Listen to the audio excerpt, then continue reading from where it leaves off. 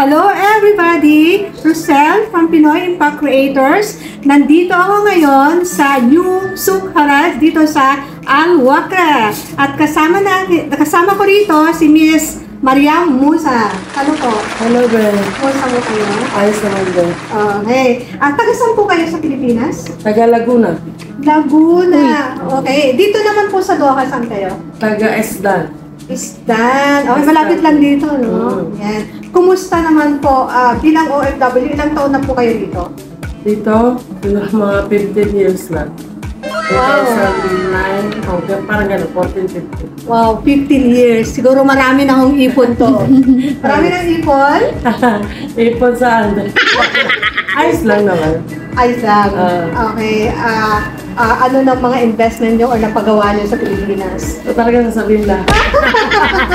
Yung ako nilang kaya nyo i-share. Tatlong bahay. Wow! Tatlong bahay. Grandia. Wow! Sasakyan. Vios, Toyota, at saka mga lupain. O, diba? Maraming properties. Okay. Batiin nyo po ang mga kamag-anak nyo sa Pilipinas, mga taga-Laguna. Parang nahiya ako Parang hindi na ako sanay mag-live Sige na, okay lang yan. Binabati ko siyempre ang aking nanay. Siyempre, yun ang aking inspirasyon. At ang aking tatay, siyempre, mga kapatid ko. At ang aking mabuting asawa. Mabuting asawa. Mabuti pa. Oo, mabuting. Okay, maswerte, mabuting asawa. Hindi lang mabuting. Oo, mabuting. Yeah. Okay, huling katanungan.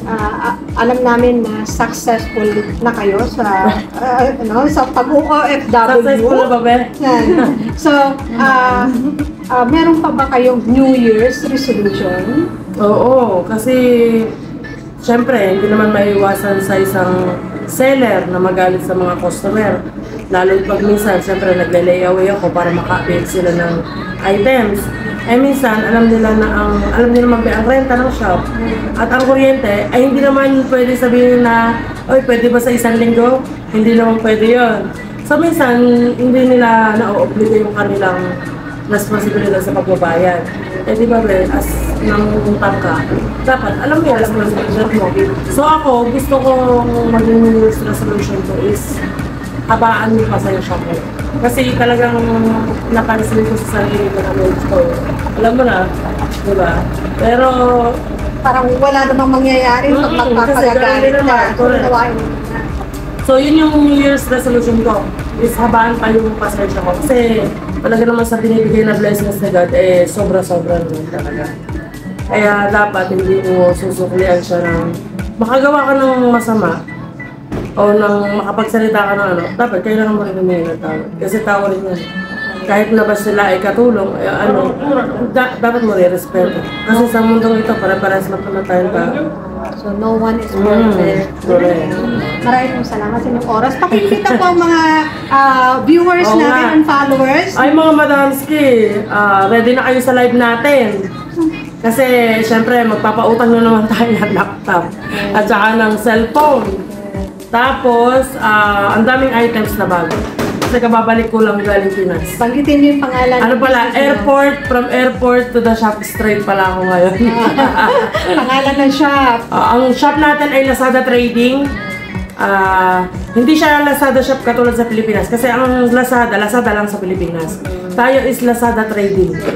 Kasi nagbibenta sila ng mga lahat, kompleto dito, cosmetics. At saka nga pala, supportahan nyo si Sis AJ1. Dalawa ang page namin, AJ1 online shopping at Maria's Lazada Boutique. Yung AJ1 online shopping, marami silang mga damit, mga original bag from US.